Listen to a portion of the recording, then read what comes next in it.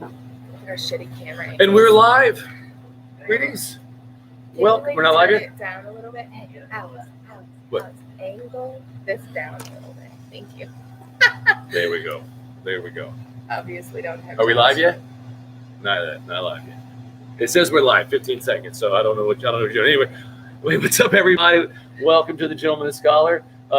John Welsh is not here. He's in Delaware because he is confronting his mother about the circulation of the Boomawang story. He just and why she called him up and asked him about he couldn't handle why that. So filling in for John is the lovely Lipsticks and Leaves, Lindsey Stanford. And then our guest is old friend of mine. He's been noticed as my kids were like, yay, hi. He was their Jiu Jitsu instructor. Woo! It's our good friend and firefighter, Mr. Eli Ruben. Say hello. Hey, what's going on, everybody? So one of the things I wanted to do today is it is September 12th. We all know what yesterday represented, and this man is a firefighter. So I thought, maybe we talk about some what were you doing stories at the time when you found, because I love hearing that. I was reading about some yesterday, and it was from a guy who worked in the World Trade Center. Oh, wow. He was working security in the front, and he talked about what it felt like, what it sounded like, and how he didn't know what was going on, and everybody was running around, and he was like, well, I'm going to go upstairs to ask people what's going on, and people were like, evacuate. Everybody was leaving, and so it was just like insane stories. I cried a lot yesterday. It was just a very emotional day, and so I did some crying myself yesterday. So maybe we'll do some crying today. I don't know, but we're doing things a little bit different since John isn't here. Lindsey, who is she's a pairings kind of gal. She likes to find new and interesting things to pair with cigars. We found some amazing ones. Not all of them are appropriate for YouTube, but when it comes to alcohol, man, she's got a sense for it. So she had the idea. She's going to make some custom cocktails for us today. Tell us about what we'll be drinking. We are making a peach whiskey smash today, and it has a peach puree, and we're using a bullet single barrel and some mint simple syrup that I put in the cutest little whiskey bottle ever. It's very cute. Soups adorbs. And what we'll be smoking today is the Macanudo Green Label. The reason why we're going with this bad boy today is because if you picked up earlier, Eli was my kid's jiu-jitsu coach for a number of years. He is a Brazilian jiu-jitsu black belt, so we are honoring with some Brazilian tobacco.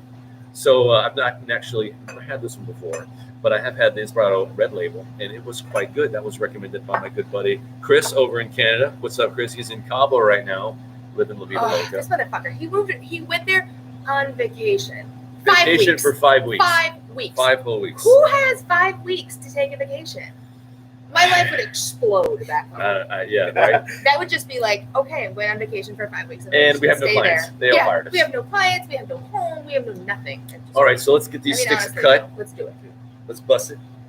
Maybe they'll be busted cigars. I don't know. Bussin' on God. On God. Respectfully. On God. So how is your Thanks, sir. daughter? How does she influence your language? Because that was something that we were laughing about the other night. Yeah, that is hilarious. How for those of you guys who don't know me, I have 4 children, as well as Alex and Lindsey. My wife and I have 4 children, and they're fantastic. My oldest, Lindsey's asking me about. Her name is Elise, and she's 17 years old, high school senior, and their language is quite different from what I remember. I'll tell you this. I have a quick something I want to share with you guys is that, when I was growing up, I grew up on the West Coast. I grew up outside of Seattle, Washington. And let me give you a quick little example of the difference with the slang here in Louisiana compared to the West Coast, okay? On the West Coast, if something is very cool, it's hella cool. If something is very fast, it's hella fast. If a girl is super fine, she's hella fine, right? Down here, you just say it twice. She's fine. Oh, that car's fast. She fast. It's what's the temperature outside? It's hot. Oh, okay. How much did the drink? I was drunk. in Seattle, it would be hella hot. Okay, but yeah, it's never hella hot in Seattle. It's never because I talk to a lot of people on the West Coast. I just say hella and then say it twice. Hella that girl was hella hot. I don't think that's how it works. The first wordplay. It's like Hella this hot. word edition. I don't know. Wordplay. So first thing I noticed, this cigar is light. But one of the things I like about it, so it's got All right. a Connecticut shade wrapper, but it has Mexican San Andreas binder. And San Andreas tobacco just has a really lovely sweetness to it. It's one of the ways that a non-Cuban cigar can kind of remind you of one, because it can have some of that richness of the other, like, stronger Nicaraguan leaves, but those typically lack that Cuban sweetness. A little San Andreas in there, and it's I dig it. That's one of the reasons why Stanford, can I you like light Criollos that lamp, please? so much. First reaction, it's mild, great flavor, smokes well, draws well, even off just the beginning here, the first third, which I barely touched, but yeah, it's drawing really well. I'm a fan. I'm a fan of any Brazilian products. He's a big fan. I love Brazilian everything, Brazilian people, Brazilian music, food, obviously cigars. I'm just a huge fan of Brazilian anything. I love the people. The waxing, big fan. I'm a fan of Brazilian waxing. You know what? Brazilian people remind me a lot of us, Louisiana Cajun people. You know why? Because Brazilian people, like Cajun people, are extremely hardworking people, not afraid to get out there and grind and work hard, and also just really extremely passionate people. So I find Brazilians and Cajuns and Louisiana folk have a lot in common. And we both like to party. Right? That's sure. Hella party. Hella party. We're going to party Hella hella. party. Hella party. All right, we put that bitch right in the middle. All right, so walk us through this drink process. Where are we there? All right, we are like mixologist? pretty much done. Okay, so it was just real simple, just topping it up with some Italian sparkling mineral water, Kirkland edition, because I like Costco a lot. Costco should sponsor us. I would be a big fan of that. Looks like a beautiful drink. Anyway, so we got some housekeeping to do there, bud. Yes, Who was yes, our we winner do. from last week? We have to announce our winners. But before I do that, Schmidt, I'm gonna tease just a little bit. We're gonna thank our sponsors over in Canada, the Not Gentlemen Cigar Smokers magazine. We have the new talents added from Lindsey. She's been leaking some of her photos for Instagram. She's already got, how many freaking followers do you have on Instagram? I got like 500 now. It's like 500. I've just been doing this for like a day, and I have 500. How many subscribers do you have, Alex? 2 weeks. 185 in a year. Because of my tits. I don't have good ones. I can't bring the viewers. It helps a I lot. don't- I'm sorry. I don't know. I'm doing the whole thing. I like grew a crazy mustache for you guys. I love it. I wear my hat backwards to try to be hip and cool. Oh I God, love I your do love your. mustache. I love your mustache. Love his mustache. Ooh, It's so big great. fan. As soon as you started growing, I was like, "What the heck?" Yeah, It's I know. amazing. That's what. That's A what- lot of people were like, it's "What the lovely. heck?" And then they were like, "Ooh, I kind of like it. All right." And then I love it. Every day, literally every day, somebody stops me. It's always the weirdest way. Yeah. I got told I looked like Luigi by a You do. 12-year-old this you past do. week. Here's Stanford. There you She go. was like, "You Good look a buddy. nerd." Thank you. And I was like, "Well, that's because I am." And then she's like, "You also look like Mario." Wait, A never mind. kid told you you look like a nerd. Oh yeah. She walks into the shop on Wednesday when we play Warhammer. Oh, If you didn't so want to know not like what I Warhammer thought is, it was like a little go watch kid. the episode with Kelly where we show up. Yeah, this 12-year-old girl No, walks I thought into it was the like shop. a little kid. It's like 7:30, so all the customers are gone. It's just the gamers. And she's like, "What are y'all doing?" I'm like, Like "We're how- playing Wargame. You're familiar with Wargame?" She's like, "Yeah, a little bit." Man, y'all look like some nerds. You are. And I was like, "Get the hell out, kid." Thank I love you. how when you first told that story, you like equated it to mean that it was about your mustache. No. It was because you were playing fucking tabletop wargaming, Whatever. and you are a nerd. I'm gonna just And drink you this love drink. it. The drink is I delicious, don't, Lindsay. actually. Oh my god. Oh my goodness. Wow. Wow. Wow. I wish you guys had someone like that to make you drinks. 'Cause Ah, This is like something you get at social. You It know, for does. like $15. I got a text earlier from Alex If telling you me wanna that we know were why it having costs peach $15. smashes. I was like, "What is that?" I'm ready. I love peach. It's delicious. These are actually white nectarines, just to be. But I make the puree. I just puree it in a So blender. speaking of Mario and Luigi, you know Mario's favorite drink was peach smash. For sure. He loved smashing peach. Oh, what? Oh wow. Loved it. Wow. That's it. I set it up. She spiked it. Wow. That was nice. Anyway, okay, so we've stalled long enough. We That's have how some you know giveaway when you're winners. married to the right person, All right. when you can, like, So set for up our jokes giveaway together. from mine, Okay. from GNS proper, we have the Herfador, and we have the torch/cutter combo. Torch/cutter Very combo. nice. I And, honestly and love let me saying that. announce what I'm going I to would put in give one away here every time. before we mail to our winner. And our winner, drum roll please, is Mr. Jason Frazier. Guy comes in, comments one time, Wins. and wins the prize. Kelly's all like, I'm slamming away on a hot keyboard like 8 hours commenting every 5 seconds. I should win all of them. Jamie's like, come on, dude. It's like, All right, so it was an accident. Sorry, but I was random. I was also doing a giveaway last week, and my giveaway last week was a cocktail kit that had your choice of one of the 2 cocktails that we made. And we made the cold brew old fashioned last week, and we made the dark and stormy.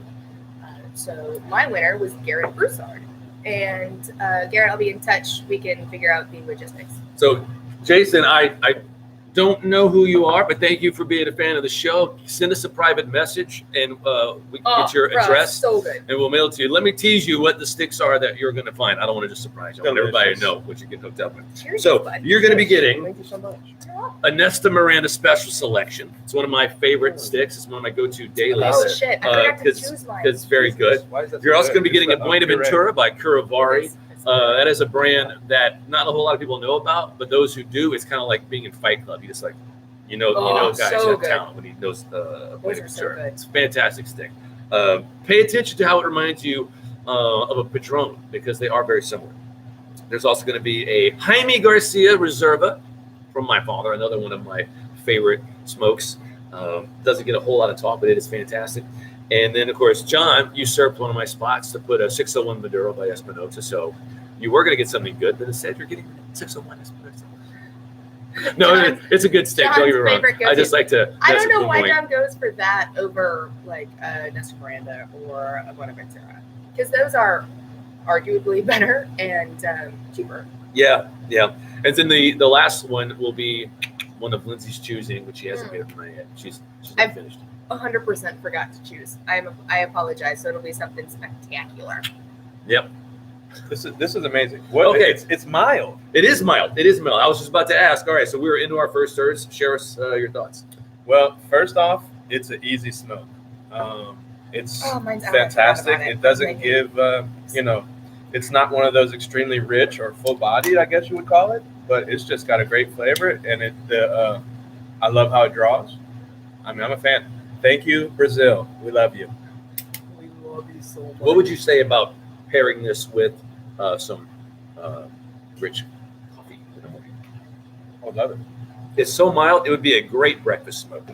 I And totally agree. the San Andreas, I find San Andreas wrappers really marry well with espresso because I like my espresso unsweetened, but the San Andreas has a little mellow sweetness note, and the espresso brings it out. So it's like the cigar tastes extra sweet, and it's just Right. it's heavenly. As Martha Stewart said, it's a good thing. Yeah. It's a good thing. Alex, so- can I have that poster? It's a coaster. Thank you. Here you go. And as you can see, we are filming at the Cigar Merchant, our home away from merch. home. We're being entertained by Spencer as he does his algebra homework, and I'm trying Is he to really doing his notice? tutor him. I think it'll be fun. Oh, wow. Spencer said that the Brazilian guy is a hella Yankee. Oh, He's not wrong. that's accurate. He's not wrong. Oh God, Mouton is here. Mouton's here. What's up, Mouton? All right, what are we talking about? today? Okay, so what I wanted to talk about was let's get serious for a second. I want to hear everybody's story of where they were when the towers fell. So I believe we go in increasing age. So we'll start with the youngest of the group. I was in 11th grade, and I was in chemistry class. And there was like this moment of panic, and you didn't know what was going on.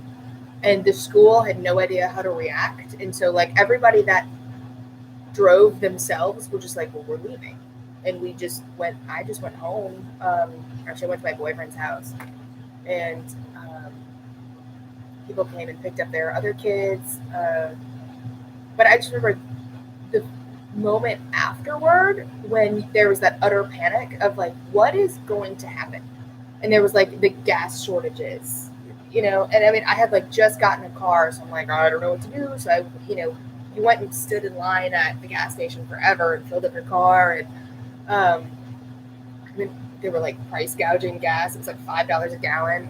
And I mean, I was terrified that my boyfriend was going to be like sent to the army, yeah, it was really, really crazy time. I just remember like that was all any type of media covered.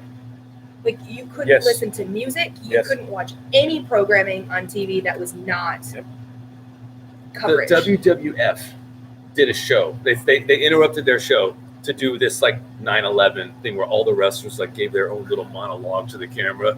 But what was really cool about it is they were doing them like they were about to do a match against the terrorists. And so these wrestlers was like, we're going to find you. We're going to stop them on all this. I'm going to turn you to an effing park. And I was like, guys, y'all know none of this is real. And then like all of the like country music songs that came out. Oh my God. The guy with the hat. That's like all of them. The guy with the hat. No, he would do like, I'm a 4-truck man. That's all I drive. I have to come back to the song. Autism. Sorry. What are you going to do? Doesn't remember the actual 9/11 song, but he remembers his fucking Ford truck. Anyway, we'd like to hear your stories too. Go ahead and send them in the comments. Let us know where you were, what stands out to you. See, that was not what stood out to me. It's very interesting, that the more socioeconomic impact at home would be something. But I do remember that now, thinking about it. But what about you, Eli? What was your story? So gee whiz, I had the day off of work. My girlfriend, who's my wife now, at the time, so you can do the math. We've been together over 20 years. Yeah, we were boyfriend and girlfriend at the time. And she was in school. She was at UL. I had the day off of work. I was at my house. I had a little house that I lived in behind the ground patty. For those of you guys who are familiar with Acadiana that are tuning in, I lived behind the ground patty on Catherine Street. And I had the day off of work. Kind of slept in a little bit. I think I woke up around 9:30 in the morning, and just kind of my morning ritual, just woke up, made some coffee and stuff, and I flipped on the TV. I literally thought it was a movie. At first it didn't register. I thought it was a movie. I just kind of was watching, some planes hit a tower. Okay, cool movie, and kind of went about my business. And, I had the TV on. I continued to make my coffee and just kind of do my morning stuff, brush my teeth. And I kind of looked back at the TV and I was like, this is real. I was like, wait, this isn't a movie? I had to kind of like pitch myself like, no, this is really happening. And I kind of just sat down and started watching and seeing everything unfold. And then the second tower hit, and it was like, what is going on? Time stood still for me. I just didn't even know what to expect. I had no idea. I was blown away. And I think shortly after, I guess all the UL shut down, all the schools were classes were canceled, schools shut down, and my girlfriend showed up at my house, and she kind of just fell into my arms and was like, what the hell? And I was like, I don't know, come in, lock the door. We were like a red alert, like come in. And we kind of just spent the day at my house staring at the TV, slack jawed. It was that's what everybody did that day. It was a very interesting time. And again, I was just happened to be off of work that day. I was at my house, and I flipped on the TV. I thought it was a movie. I didn't believe it. I literally just kind of went about my business and didn't even, consider that this was real until, I continued to catch it out of the corner of my eye and go, wait, this isn't a movie? It was unbelievable. Wow. I was in college, and it was a Tuesday morning, and I was getting ready for my computer science 300 class, which was, you have to take one elective, a 300 level class out of these different to fulfill your degree requirements. So I needed to take a 300 level computer science class. I didn't realize that the way their departments did it was they were like, okay, we know that these people who don't give a shit about computer science have to take this high level class, so let's just make a bullshit one and give it to them. So that whole class was like, this is a keyboard. I was like, oh my God, this is a junior level computer science class. And the questions on the test are like, is a mouse a peripheral? Yes or no? I'm like, what? So it was the stupidest class. But anyway, I'm getting ready for it. 6 degrees. He got them all at UL. Yeah, it's a great school. 8 of them are in whatever. But anyway, it was like 8:30 in the morning, and I turned the TV on, and it's news, and I don't remember what channel it was on, but it was covering the news, and it was the Twin Towers, and one of them was smoking, and I was just like, what? And as You're in class at the time? No, I'm getting ready for class. Oh, okay. So like, I watched the second tower get hit. I watched the towers fall, and it was like you said, it was surreal. It was just like we've entered a parallel dimension. Yes. And it's bizarre. And like, the first thought was like, is this the end of it? You know, are there going to be planes crashing into stuff all over? No one knows. That was a huge concern. It's like we're under attack. We just don't know by whom and what the degree. My wife came in, locked the door, red alert. I mean, that was a huge concern. I remember my mom. She like wouldn't let me drive anywhere. She was like, "You're not going anywhere because you're not going I'd have done the same thing. Malls. You're not going to like literally anything." No way. So I ended up going to class anyway, and that's what you do. We get there. Let me go to my bullshit. Everybody's like shell shocked. You know, the professor comes in and he's like, "Guys, I'm going to watch the news," and he just dismissed class. And so it's like classes were canceled the rest of the day. And as I'm leaving, I'm hearing about what's happening elsewhere on campus, and apparently in one of the halls, when the news was circulated, some Middle Eastern students cheered at the news. Wow. And I don't know what class it was, but rest assured there were more good old boys than Middle Eastern it's folks still Southern Louisiana in that class. And the good old boys were like, oh, hell no. And they chased those dudes because I'm proud across the quad. I never heard this story. And they caught him and they beat the shit out of him. Wow. Yeah. So like there was all this regulation on campus about, retaliations. Wow. And so, they didn't want anybody to go anywhere. And oh my God, I never heard that story. Yeah, it was wild. It was absolutely wild. And then it was like before I knew we were at war with Iraq. I was like, wait. This is a tasty cigar. Isn't it good? Very good. Oh my God. It's very good. It is such an easy smell. Real light. You know what? I don't typically go for the Macanudo type brands. She's bougie, ladies and gentlemen. I'm very bougie. And honestly, I really, really like the more boutique Nicaraguan brands. But this is good. This is actually quite good. I love it. Love it. I'm very bougie. If I was not enjoying this thing, I would say so. I would let you know. I'd be like, wink, wink. Well, you're not John.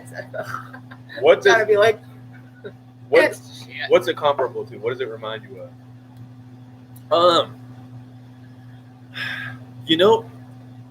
There's something about the Macanudo footprint of its flavor that this is similar to other Macanudos I've smoked, but I can't really compare with anything else because I think I've had 2 other Macanudos ever in my life. Padrones and Rocky Patels, Perdomos, they all I could smoke a cigar blindfold and be like, that's a Rocky Patel or versus that's a Perdomo. They just have a tell.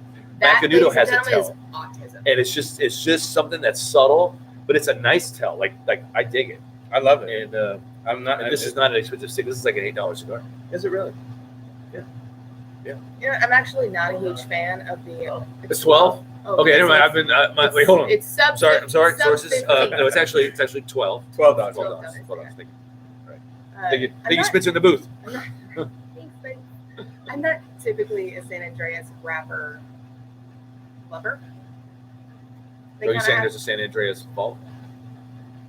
There's a fault. Come on. All right. That was good. Totally off the cuff. Okay. He didn't write that one out this time, guys. Great. That was good. But because, like the Croyo wrappers, right? Yeah. I find that almost all of the Mexican wrappers have that floral note to it, and overwhelmingly it blows up. Overwhelmingly it becomes every time I've really had a San Andreas wrapper, a Criollo or whatever, that by here, I'm done. And that might be the case. It might be once we get past the midpoint, the wrapper is busted and not busted, but busted, and then like It's our not just palates that. are saturated. It's just Yeah, like that's I'm the not thing. really digging it. I think that's what it is. It's like an oversaturation of that sort of flavor on my palate. But my burn line is actually flawless. It's very even. The ash has a nice color to it. It's not too white. It's got what I like to call the pancakes. If you look at it, it's like a big stack of pancakes. I like that. I don't know why I do. I like pancakes. But this is why I chose the ash is maintained this well. drink today, because it's light and refreshing, and it's kind of a palate cleansing. So what do you think of the pairing, Eli? Dude, unbelievable. You know what? Listen, I'm halfway through my drink, so oops, it's delicious. And then I think I've smoked more of my cigar than anybody at the table at the moment, and my drink is about halfway gone. I'm in hog heaven. This is amazing. I have more of everything. We're gonna have more of everything. We're gonna have more of everything.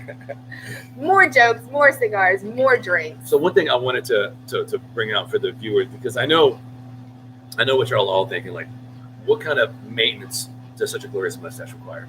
Oh and my God! I wanted to point something out. So I was always aware of what we call a bad hair day, but I did not know there was such a thing as a bad mustache day. And I've had a couple. Me neither. He gets real bitchy about it too. So it's like you wake up super and you have a bitchy. massive It's like- case of bed face where your mustache is like exploded all over it. It's just real cute though. it's like a public school second grade Sometimes classroom. he It's wakes all up in out the of middle of order. the night. It's just It's good. unruly. It's not listening. It's going wherever. And I get my little tortoise shell brush that the boys got me, and like It's the like a brush is like, I little can't straighten this mini out. I get my little products, and it's like nothing happens. You just gotta like wash it, and then you like press it. You gotta really work with it, and eventually it falls in. But man, it is work for you I guys. have a question for your mustache about your mustache. For your mustache. Murray's own Mary's person on now. that. Go on. The peach, Do tell. my peach drink is kicking in. So for me, like if I'm a fireman, so I can't really have much. I have a little bit of 5 o'clock shadow, and I go to the fire station in the morning. I have to be completely clean shaven because we wear masks, and they have to be extremely tight fit. Right. But for me, when I'm on vacation from the fire department, I will go a couple weeks without shaving, and I'll grow a bit of a beard or a mustache, if you will. You got hella beard. I got hella beard. Beard. So You got beard. So I have a problem, and I'm curious if you have a similar problem. Is when I do have those weeks off, and I'll get some facial hair going. Me personally, and my skin type, it gets dry under my facial hair. It gets really dry. Do you have that with your mustache? Do you have to use like a little oil or anything to stay hydrated? I don't really find that the underlying skin gets dried out. The problem is I have very sensitive skin, and just the feeling of the whiskers touching it can be bothersome. And it took like 2.5 months before I stopped wanting to cut my face off because of the itching and the bristly feeling. Now it's like I only feel it a little bit, but I can feel it. But it's not unpleasant. It's just there. We're not bitching about it like 100 times a day, so I feel like you're all right. Getting used to it. It's So speaking of firefighters, can you regale us with some tales of the fire? Well, tell us Oh, what got goodness. you into firefighting? Okay, so I'll tell you that story. I was teaching Brazilian Jiu Jitsu in Acadiana. I have for over 10 years. I've been teaching Brazilian Jiu Jitsu here in Acadiana. You're an amazing teacher, by the way. Thank you so much. I really appreciate that. I would teach a lot of kids when I first started. I think it was really like an old school thing that kind of came over into our academy, if you will, is that in the olden days in Brazil, you had to teach kids classes long before you were ever invited to teach an adult class. So I'm glad I came up in that old school way. And originally when I first started teaching, I taught kids. That was just part of the. Such a talented kids teacher. Thank you. Like our kids were always loved you. Thank you. My coach told me one day, he said he wanted me to start teaching kids. And he said, you're a perfect fit. I said, why? Can you explain that one? Why am I a perfect fit for teaching kids? He said, well, let's see. 1, you love Brazilian Jiu-Jitsu. I was like, yeah. And 2, you love kids. I was like, yeah. He was like, let's go. Mariam, Brazilian Jiu-Jitsu for children. And so anyway, I was teaching kids at the time. I was teaching Lindsey and Mr. Stanford's children Jiu-Jitsu, and also many other people in Acadiana. And so I get this parent that pulls me aside one day, and he says, Eli, blows my mind. He says, Eli, you'd be a great fireman. And I was like, where is this coming from? What what are you talking about? He wants to see you on the pole. Yeah, I'd be a great fireman. I was like, what are you talking about? How does that, like, what So- gives you the, you'd be a great fireman? How do you get Yeah, how do you get that? I'm like, what the hell are you talking about? He says, oh, okay, let me explain a little better. He says, I'm a fireman. He was a fire captain at the, and I was teaching his son, Caden, the gentleman's name. He was a fire captain in Lafayette, Louisiana. The gentleman's name is Ryan Simon. And I was teaching his son, Caden Simon, Jiu Jitsu. So he explained that a little better. Said, hey, I'm a fireman. And he says, hey, Caden? you remember Caden? Yep. Great kid. But, he said, you're great with people. You obviously have bravery. You're in good shape. He said, just the way you interact with people and you're so healthy. He said, just looking at you and watching you interact with the students and the parents and just how you are as a man. He says, I think you'd be a great fireman. And I was like, wow. I said, thank you so much. He said, well, listen, to take that a step further, he said, there's a test coming up. It's a civil service test for firefighting. He said, you should go take the test. And I said, yeah, I'll think about it. And it didn't take long. I said, you know what, what's it going to hurt? Because he told me the same thing. He said, it doesn't hurt you. Go take the test. If you don't want to go forward with firefighting, who cares? But if you take the test and you feel like you want to take it a step further, you'll be that much closer. So I took the test. It was a civil service test. I smashed it. Did really well on the test. The only reason I did well on the test. Hella smashed the test. The only reason I did well on the test is because my wife gave me some advice. She pulled me aside. She said, listen, you're about to go take a test similar to the ACT. There's going to be reading comprehension, math, different This is why we things. don't have any postal workers, by the way, because they all have to pass that test. They have to pass that test. Like Opelousas has 2 postal workers right now. Probably. Well, my wife gave me some advice. She says, listen, Eli, she said, when's the last time you did any real math? And I was like, probably 20 years. Fuck. She said, Rude. yeah. Wow, she just called your ass like she right called out. me out. That's my wife. I love her to death. Wow. She said, like Sorry. moving a decimal point, dividing a fraction or something. Like, when have you done that? I was like, That's on the civil. that's on the test. Why do you need to know that? I was like, wow. Why do you need to know Math that? is important for later in firefighting, like when you become an Okay, engineer. I get it for firefighters, but isn't the civil service exam, isn't that like the It's same? no, it's different for Oh, different. okay. Yeah, like Okay, yes. so they probably don't need that. they're for- different civil service the way tests. they do use math in the postal service. No, they don't. They do. They have it set where it's like, look, if you This have is a joke. 5 letters for He's a given saying- address, how many of those letters do you have to deliver? 0. Like 2. No. So you gotta know some No. numbers. The answer is 0 because we get like in St. Landry Parish, they have such a lot. Like they have no postal workers, literally, and so we have the postal service come like maybe twice a week, maybe. It's sick. It's That's super insane. fucking irritating. So anyway, back to your story. Anyway, yes. Anyway, back to your story. So Sorry to stop you. I brushed up on my math per my wife's advice. Brushed up on my math. Do some fractions. She worked with me. Exactly. She really worked with me and kind of helped me just brush up on math that I hadn't done since high school. And so anyway, I went and took the test, and because of her advice to brush up on my math, I scored a 94 on the civil service test. Whatever. I mean, it's a good score, but at the same time, it's not an extremely difficult test. What's I guess it's out of 100. Okay. Yeah, so I scored a 94% on the test, and later the fire captain who had originally told me I should go take the test, he says, listen, the next step is they have a physical agility test coming up, and you have to go and run 1.5 miles in a certain amount of time. You have to do an X amount of push-ups and sit-ups and different things like that. And he said, you're going to have no problem with that, so go knock it out. So I did. I did that, and next thing you know, I had a interview lined up after my physical agility test, and I said, yeah, I'll go take it. I took the interview, did really well there, and they said, if you're ready, there's an academy coming up, and you have a spot if you want it. So it was unbelievable. I talked to my wife about it. They and totally nailed you. Like they knew They as knew. soon as you were like, oh yeah, I'm looking at this. We got him. Done. My wife said, we talked about it, and she said, you know what? She said, go for it. She said, let's see what happens. She said, every little boy, dreams about being a fireman, and I did start to get excited, and You're like, yes, I get to wear the outfit. I got to go play So with. cool. I play with big boy toys every day. I've been doing it now for 10 years, and I mean, No literally, fucking way. it's been 10 years Oh already. my god. Oh Wow, my it's been 10 years like we are that. old. We're old. We are so old. Yes. Jesus. Oof. Oh my God. So yeah, I feel I've been doing it. attacked. It's amazing. I feel attacked. Sure. I get to Because play with remember toys when every you day. started being here. I go play with chainsaws. I play with big Tonka toys, big trucks. I set up ladder trucks, and work with tools and just throw ladders and play with different tools, and just every day is a dream come true, man. I love my job. What station are you at? I'm at Station 14. It's the newest station in Lafayette. It's behind the Walmart on Ambassador Caffrey. Okay, Station 14. Yep. Nice. Isn't it amazing how like such a massive change in your life can be traced to something that was just like almost nominal, trivial? Right? Yes. Someone being like, hey, you'd be good at this. You'd be a good fireman. What? That's cool. And honestly, most of my adult life, when it came to working on being just a better human, it all falls back to martial arts training. Everything, for sure. The fact that I was even invited or suggested that I'd be a good fireman was because of martial arts.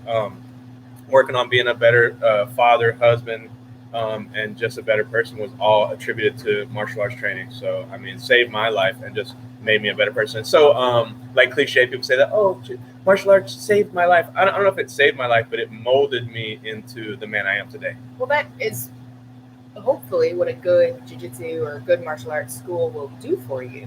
Right. You know, I noticed that when UFC like blew up, you had all of these like little schools coming out, and they were just like, we're doing bare knuckle boxing. Yeah. We're doing bare, no holds barred fighting. I didn't want to train that. And they had and all they did was like turn out little like punk fighters that didn't give a shit about anybody, right. And they were just dicks.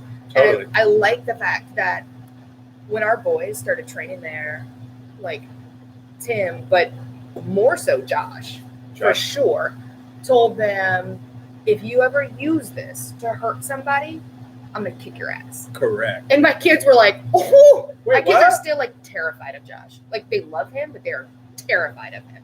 And I kind of think that's how it should be. Yeah. Martial arts saved my life one time. Just one time. Did you do judo in college? I did. Yeah. I did judo in college, and then I did Aikido during my teens. Okay.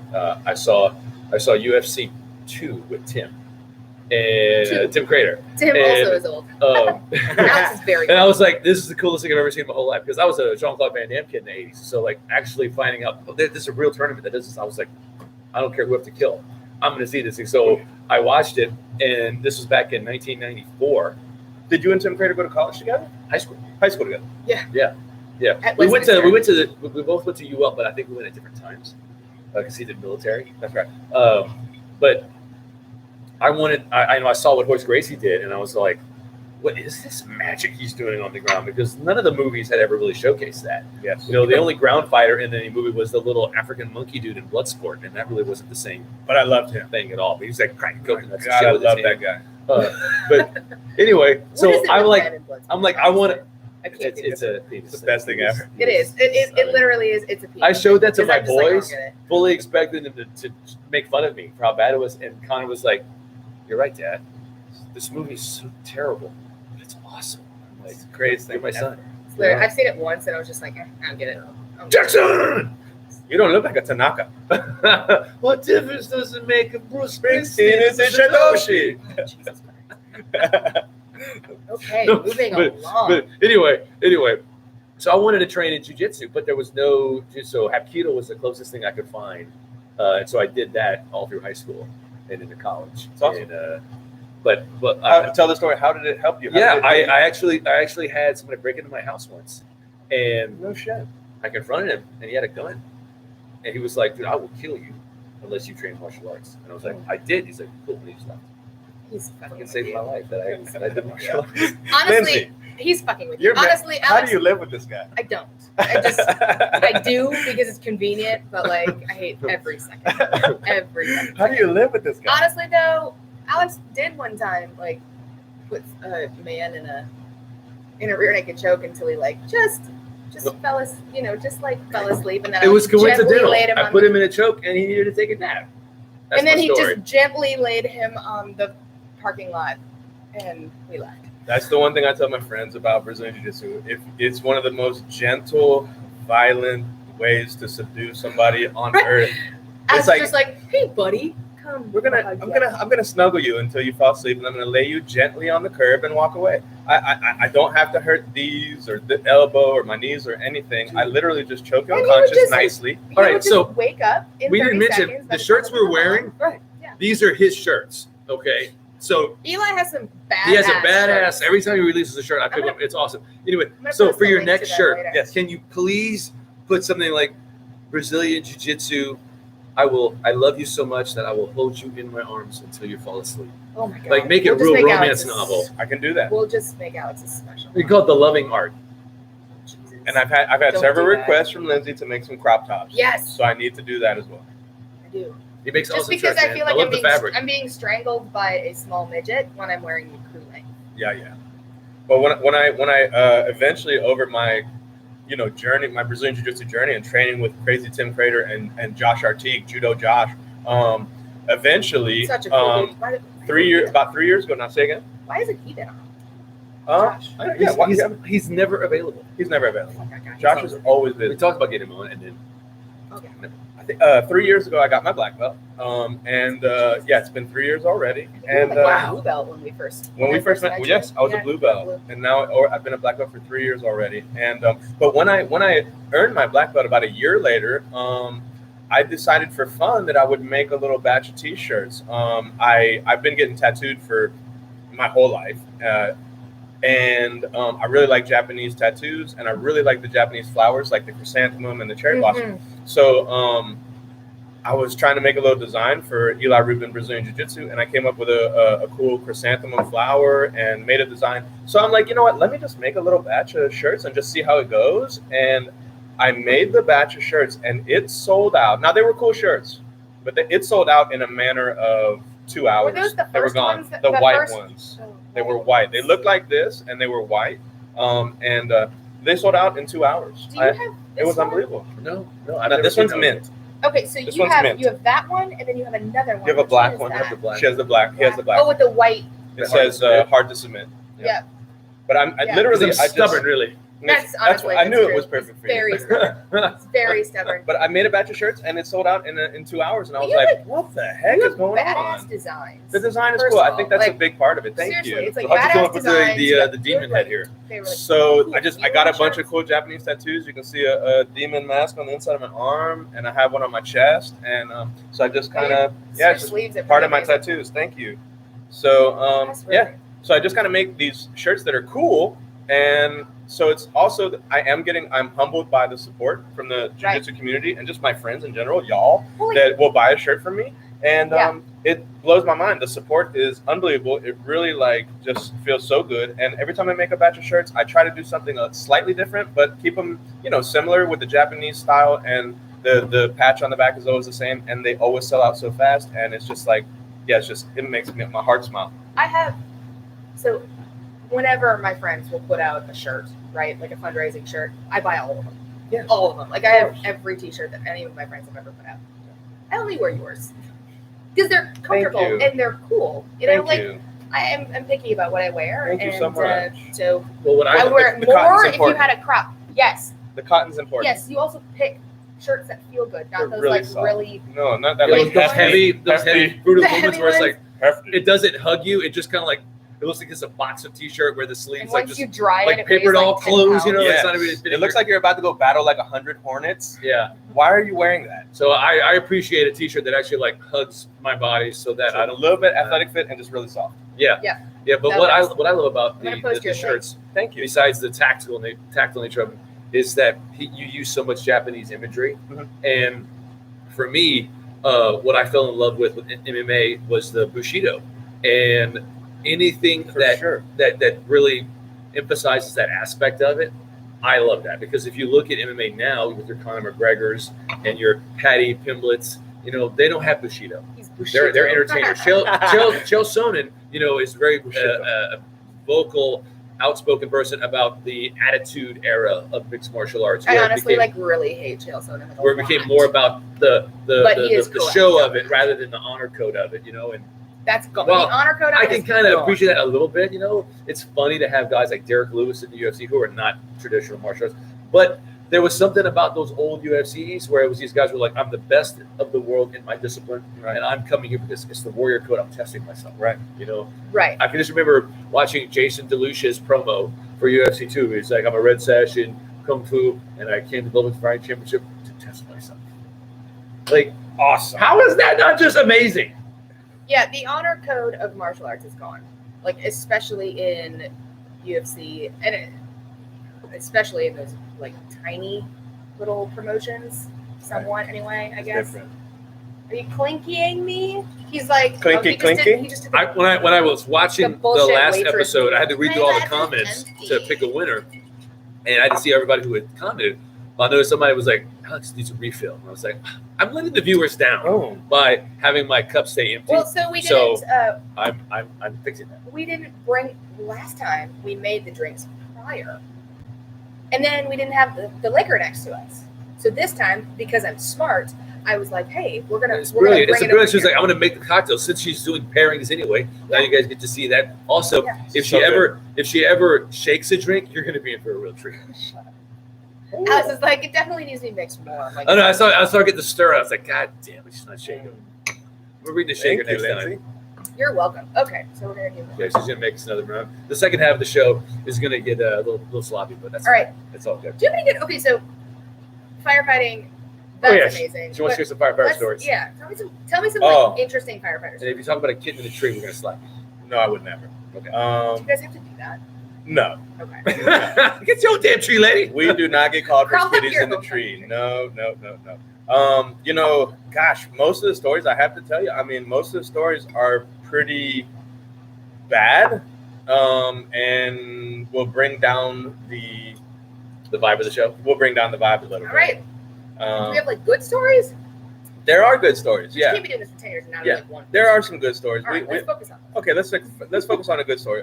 We have had some saves over the years. Yeah, we've had some saves. And when I say a save, we've gone out and gotten to a home, and you know, they're in cardiac arrest, and we've saved them. We've brought them back and got a rhythm, got their heart pumping, and to the point where we have some serious, hope, and we feel good about it that when they get on the ambulance and they get to the hospital, they're gonna make it. They're gonna survive. Yeah. So we've had that's happened. Over my career, it's happened several times. It's not. I'm not going to lie to you. It's not extremely common to get a save, but it does happen. And man, it is unbelievable. It's a high. It's such a high, and it's something that you feel days later. You're just on a high. It's such a great feeling to get a save and actually get confirmation on the save and find out days later that this person survived. Man, I can't imagine you that high. feel that high for weeks. So are you guys first responders to like pretty much everything Yes. in your area? Yes. So how does that work exactly? So- Let's say I call 911 and one of So my I'm family glad you members- asked that question. We as firemen, one thing that we're really proud of, and something that we really strive for excellence in, is our response times.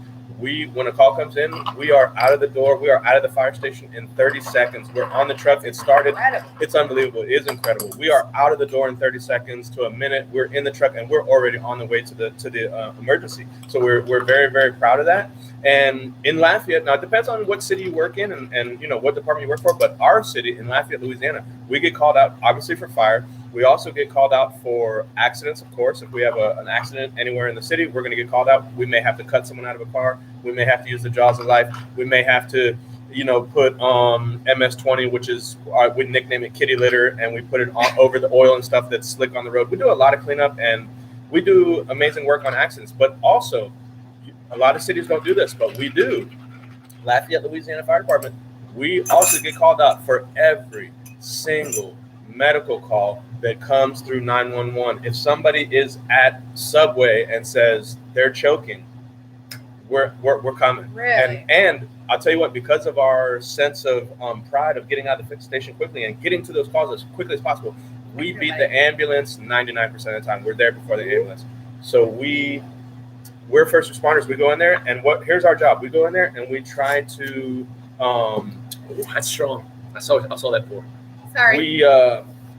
We try to quell what's going on. We try to stabilize the situation, whether it's stopping bleeding, performing the Heimlich maneuver, or whatever it may be. But for the most part, we get there before the ambulance. We get the ball rolling in sense of getting the emergency situation stabilized, and then the ambulance will come in, and they'll handle their business. Have you ever and we work seen together? the movie The Departed? Yes. Okay, you know how in the beginning there's the rivalry between the fire department and the police, the Stadies? and In The the ball, Departed, yes, and they're like vaguely. really talking shit to each other. Yes. Do you guys have that rivalry with the ambulance guys? We definitely do. We definitely talk smack to each other. And we, Is it like good-hearted rivalry? it's good-hearted for sure. I mean, like, yeah. I fucking hope you die on the way to the car. No, it's You get into an accident, buddy, and I'm not going to respond. no, it's good. It's good-hearted, but there is a rivalry there. That's awesome. And with the police too, man, we cut up. We work hard with the police. We cut up with them too, and we have a great relationship with them. I think in Lafayette we all have a great relationship, but there is a rivalry, a healthy rivalry there for sure. And we kick ass every time. Firemen are always going to kick ass. I gotta say, out of like all of the emergency personnel, I'm like partial to firefighters. Well, thank you. You know, well, honestly, like no one talks smack about firefighters. There's the whole like all I don't cops know, are bastards thing, but who talks smack about firefighters? Have you ever seen a truck full of firefighters? Nobody is talking shit about that. There's Nobody is there's mad no about smack that. talk. Really? The other day, nobody is mad about several trucks. Let me ask you guys a question. Do you guys know what police and firemen have in common? You guys know? Not abs. They both want to be firemen. Oh, smack. So That's- the other day I was at the gas station, and it was just Esme and I, and 4 trucks full of firefighters all got out, and Esme was just like amazed by this, right? She was just like, Mom. She like rolls down the window and she's like talking to the fire truck that had pulled up next to us to the gas tank. It was real cute. Oh, They were real cute. yeah. Well, like we talked about earlier in the show, you know, I love kids, and so it carries over into firefighting. You know, when there's a kid involved, or if we're just even have kids in the area, we have a bunch of toys and stuffed animals on the truck, and I'm constantly giving them away. And it also creates a rapport with the public, and Absolutely. yeah, it's public awesome. relations. It's a good relationship with the public. They love us. I'm constantly giving away stuffed animals. Have and you toys. considered making shirts for the fire department? I have, and there's other firemen over the years that have made T-shirts that are really cool, and it has crossed my mind for sure many times. I haven't done it yet, but I would When like you to see do, one where I it's will like absolutely buy one. Lafayette firefighters, we will ask you for help. Oh my god. We don't. and then know shit. on the back, don't call the ambulance. So when John is here, typically we have like mics, right? And like this whole setup. Now we just have like our webcam. But I would like to just mute Alex's mic. Just be like, we're done here. You're muted. You're Oh, muted. whatever. 5 minutes. So Whatever. it's like concerned parents of Acadiana or whatever. I still love you, but you're on mute. Oh, I'm sorry. So I am in I the love you enough. full to mute business you end of for this 5 stick. minutes. I am nearing the end of the middle third. Yeah, It is like got a spicy nuttiness to it at the end. Really like it. Alex loves a nuttiness. Everybody loves a nut to finish. Am I right? Am I There right? you go. It's disgusting. It's quite delicious, actually. Very So good. I wonder what John is doing over in Delaware. His brother is turning like 100 years old, or what, 40, I think it's 40. Yeah, 30, 35? I don't don't know. even know how old he is. he's younger than me. I don't know. I do know that if you just apparently date Tug, you get cars. So I'm trying to figure out how this is going to work. Yeah, I don't have a boyfriend, Tug. I'm open. So I also don't have a boyfriend, Tug. I do. Just give one of us a new Corvette. That's fine. No big deal. But I want to talk about your training a little bit, because I've noticed on your social medias that you have been training with a couple individuals. Yes. You want to tell us about that? Yeah, sure. Dude, we've been really blessed with our our team. We have our team is called the Brazilian Jiu-Jitsu Revolution Team.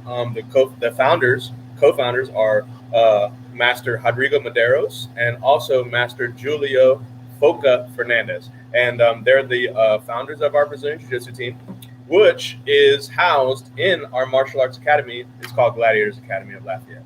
And over the years, our team has grown exponentially, and we've had a bunch of amazing fighters who have come through and started their career with us and blossomed and gone on to bigger, better things, such as the UFC, such as moving on. And when you're a big fish in a small pond, sometimes you need to go to other places to get beat up by the best guys in the world. We understand that. But they always come back.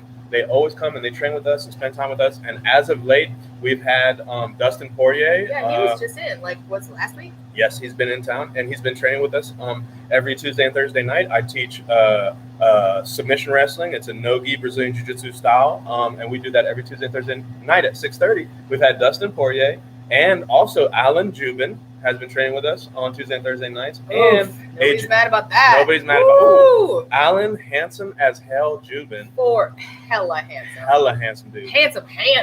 Oof. 2 times. And also AJ Let's Fletcher, add a third one. We've had a lot of really, really great guys, but as of late, the last Tuesdays and Thursdays, and basically for this whole month, we've been having Alan Jubin, Dustin Poirier, myself, AJ It's Fletcher. time to get the boys to go back to school. It's been awesome, man. I mean, if you want to talk about some high-level, top-notch training, let's just say when Alan Showman fights, we watch those fights in the bedroom. having Dustin Poirier and Alan in the house to train with us is okay. So like specifically, like if someone was just to like drop by the academy, yes, when would I just drop by? probably be about 6:15, 6 o'clock. Yeah, On Tuesday, Thursdays. Tuesdays and Thursdays. We're gonna do a nub. Absolutely make that. But this episode will be on OnlyFans. What's up, Alan? Jesus Christ. I'm sorry. No, he's talk super Okay, handsome. so this there's a lot I want to talk about. This. I want to talk about Dustin's fight with Charles Oliveira, because that's a whole thing right there. But I want to focus on Guess who's going to what's go it to like that fight? training with Guess Dustin. who's What's it going to like? that fight? You know, Guess who's going to that fight? what's Guess it who's like- going to that fight? I was gonna get there. All right, we're getting there. All right, but we're gonna be there. I'm We're just getting so there. excited. Anyway, so tell us about what's it like training with the Diamond. It's unbelievable. I mean, here's the thing: we came up together. We were Yeah. white I mean, belts he's been at together. Gladiators forever. We started training together in 2008, y'all. It's 2021. It's about to be 2022. We have been training together since 2008, and he was at the time. I think I'm about 7 years older than him. I think at the time he was around 20 years old, and I was 27 when we started training together. So here's the thing: because we were literally some original training partners, we were white belts together. We have this That's relationship. incredible. It is incredible. We have this relationship where we're pals. Yes, I'm excited when he's in town. Yes, I'm excited to train with him. That is my good friend. But I don't have maybe the starstruck that some people get in the academy that have just never trained with him or met him. As soon as he walks in the Because you've been door, coming up with him. I came up with him. I mean, he's my buddy. So it's phenomenal. The question, training with him, how's it been? It's been great. It's like just being back with an old friend. You know, when you haven't seen an old buddy in a long time, it's so cool. That's It's awesome. We pick up right where we left off. It's never like it's not odd or awkward ever. When we see each other, it's a big hug. Let's train together. Let's have fun. We talk shit. Let me ask you this, Eli. Everybody knows that when you're training, you're always wondering things like, where would I fall on a global ring? Like, how do I? Yes. Because you only know what you've experienced. Yes. And it's impossible to experience the entire world. You know, you can travel and train in different countries, but there's always gonna be that question of like, how do I really measure up? Right. And so I can't imagine what it's like to have somebody that you grew up with, who's basically like in academia, you and Dustin would be brothers. Yeah. Because you got your black belts under the same guy. Correct. And so that's in academia is who you get your PhD by. It does the same thing, right? So to have him come back, knowing that he is vying for this title, the best in the world, right, and you can roll with him and you can measure yourself and just see what it is. What is that like? It's awesome. It's such a cool thing. Did you repeat it? Listen. He's like, I'm not. That is so rude for me to call anyone out, but I will say this: I can submit the best guys in the world, and I'm just at the end of the day, I'm still just little old Eli Ruben from Lafayette, Louisiana. I'm a hose dragger.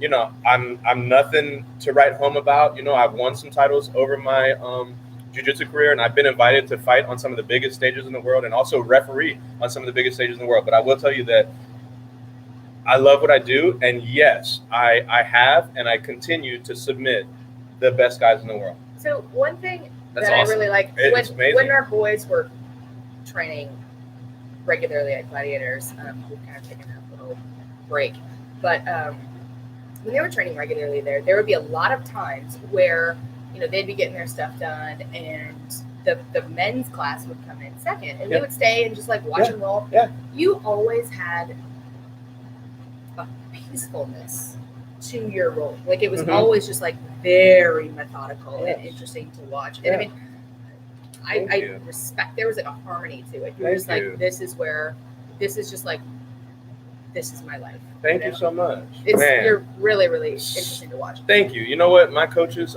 Josh and Tim, both years ago when I first started teaching, they invited me to this this instructor training course that was taking place in Miami, Florida. They paid for me to go to Miami, Florida, and go through this instructor training course. It was at a place in Miami called Freestyle Fighting Academy, and I went down there. It's owned by the Avalon brothers. I went down there and trained and went through their instructor training course, and it totally molded and changed the way that I taught. It wasn't about what to teach, Lindsey, but it was how to teach. Absolutely. I learned a bunch of really, really valuable stuff during that course. I came home and implemented it immediately, and I think that really changed the way that I taught, changed the way that I rolled with that methodical style. And yeah, man, I mean, I was just so blessed and lucky. Josh, the one thing I will say about Josh Artigue and Tim Crater is that the best thing they ever did for me as a person, as a martial artist, as a dad, as a husband, is they believed in me. They believed in me when a lot of other people didn't, and just kind of was like, oh, it's just Eli. They believed in me, and they sent me to these different things, like the instructor training program at Freestyle Fighting Academy in Miami, Florida. They believed in me enough to send me to this course, and it totally changed my life. And yeah, man, I feel super blessed and lucky. It really only That's takes awesome. like one person like truly believing in you Yes. for you to just level up, right? Yes. So the next thing I want to get to is, can you give Dustin some messages from me? Of course. Okay, 2 things. The first He'll DM is me the other ones because they're too pornographic for this show. I'm not the one all on Alan Joman's balls. That's why he can't Listen. wear it. That's why he can't wear a cup, because there's already somebody on his balls. There's several people on his nuts, okay? But anyway, the first is, as a Cajun, I pride myself on my palate for hot sauce. Mhm. You know, I grew up touring McElhaney Farms, God, which Dustin makes Johnson's Tabasco, fucking good. and I would Delicious. drink it, and I Wow. had friends who worked at Bruce Foods, and I would get all the Louisiana Gold and all their hot Dude, sauces. that's trash. Louisiana Gold. I just picked up a bottle of his KO sauce, Okay. which is ghost pepper. Totally different from the other one. Totally different. I'm a fan, dude. I put it on everything, and Bruh. it is. I mean, I just pour on my finger and eat it because it His, is like, so good. His regular hot sauce up, I use it as like a marinade. So like my well done. jumbo chicken and Yeah. stuff, I'll like throw a bunch of that in and then like garlic and everything, and I just like marinate that That's for amazing. a day. so the first message is tell him Delicious. kudos on the ghost pepper. I don't know Got what role he had in that. Yeah. Probably a But like, bunch. if he thinks ghost pepper tastes good, Carolina Reaper tastes even better. Mhm. It's just way more powerful. But it's the flavors. It'll be like, So that's number 1, and number 2 is, he's like, if you like cigars, I would be honored To to, have to, to get that minute cigar. You got it. Something fancy, and we'll just talk some shit. I'll let him know. let's And, buy him a picture. hey. Let's get him a Padron. You know what's funny? Do it. What's funny is, he's a pal of mine, and we have, we text each other, every once a week. I'll text him and just say, we'll just cut up, or I'll send him something funny, or we'll, talk about different things. I just texted him that picture. He wanted to put it on his Instagram, that picture of me and him and Alan Jubin. So he, at the end of class, he said, hey, text me that picture. I want to put it on my Instagram. And sure enough, he did, and so, we're buds. I want to tell this quick story for fun about Dustin, so again, and maybe I sound like a broken record, but when we started training together, me and Dustin and Tim and the gang, me and Dustin were white belts. We were in the Brazilian Jiu Jitsu league. We were Nobodies. beginners. We were nobodies. And so Dustin was getting really good, really fast. Did you have prior training, by the way? No, No. I so you took- just like I took just hopped karate right as a in? kid. Okay, so I you took just karate as hopped- a kid. Yeah. But everybody. I just hopped right in. I had no experience, didn't wrestle in high school, none of that. Right. But I was a big Pride Fighting Championship fan, so I did I had some understanding of Brazilian Jiu Jitsu through that. Could we have like a Pride watch night? Like We I have to. fucking miss There'll, Pride. there'll be miss another Pride. Pride, man. Oh my Pride's gosh, the shit. I was a big Pride fan, so I did have some knowledge of Brazilian Jiu Jitsu by watching Pride. But God, I love Pride so much. But my story about Dustin is that he was coming up through his skill set as a white belt in Brazilian Jiu-Jitsu. He was getting really good, really fast. As he was just a talented martial artist. He was amazing. So he has this fight coming up at the Blackman Coliseum, and it's against. They used to do fights over there. Oh my God, I loved it. He fought against a Brazilian Jiu-Jitsu black belt. Okay. Now again, Dustin's a white belt at the time. He goes in. The fight is about to happen. We're all excited. We're backstage. We're pumped up. At the time, they were filming for a documentary called Fightville, so there was a lot of I know this this fight. genre. That was amazing. If you guys haven't Didn't seen you, it, Didn't you find and Jake cover Fightville, that watch fight? it. No, that we don't. So the guy he fought, I'm trying to remember his name right now, and I can't for the it's on the tip of my tongue. But anyway, he was a Brazilian Jiu-Jitsu black belt, the guy Dustin's fighting. Now, again, Dustin's a white belt. Dustin goes in. They have some exchange. They have some stuff going on. The guy, I think Dustin takes him down. Maybe, I can't remember exactly. There was some type of a reversal that happened, and Dustin catches this Brazilian Jiu-Jitsu black belt in an armbar.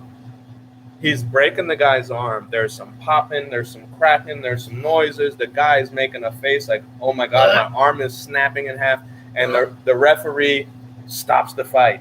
Okay? Dustin wins the match by armbar. Afterwards, I'll never forget this. Tim looks at me. I'm ringside with Tim Crater. Tim looks at me and says, Eli, says, I guess we're going to have to give Dustin his blue belt. And sure enough, like the next class, like, Dustin takes no time off. Maybe 2 days later, we're in class, and Tim gives Dustin his blue belt for armbarring a Brazilian Jiu-Jitsu black belt in the cage. I remember that fight. That guy was incredible. talking shit to Dustin. His name was Ronnie Liss. I remember now. He was talking shit to Dustin about it. Yes. About how he was like, oh, blah. He said he was going to submit him in 60 seconds, and Dustin beat him at his own game. Yeah, and Dustin was who got the submission. Yep. And I How remember far that. into it? It was Yeah. early the first round. It was the first round. It was it didn't take long. Ronnie Liss got taken out. He's probably like, now imagine what he's So- doing. He's just like, So damn so we it. talked about Dustin training, but so give us your opinion on the matchup with Charles Oliveira Oh on my December God. 11th. I mean, what do you say? Barn burner. Okay. Barn burner. Who's It's going going to that fight? Y'all go into the fight. My two favorite fighters, Dustin Poirier, Charles Oliveira. Charles Oliveira. It's going to be a barn Who's going to burner. that fight? I could not be more as a fan of fighting. Oh my I'm God. just It's going to be a show. I mean, Yeah. it's going to be a barn burner. That's all I can say. I mean, it's going to be amazing. There's going to be fireworks. Guaranteed fireworks. I am so torn over that fight, man. Like, so torn over it. I mean, obviously, I'm going for Dustin. But I'm going for Dustin. But I really, really like Charles Oliveira. I mean, I think this is a bad matchup for Oliveira I do too.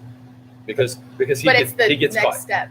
He gets Dustin caught, has and so Dustin- much heart. and Dustin hits too hard. But there isn't another step for either of them. No, I know. It's the fight that has to happen, But I think if Dustin remembers that Oliveira is a piranha when it comes to submissions, that dude will jump into anything from any position at any time, and he finishes. He Right. is so Like fucking fun to watch.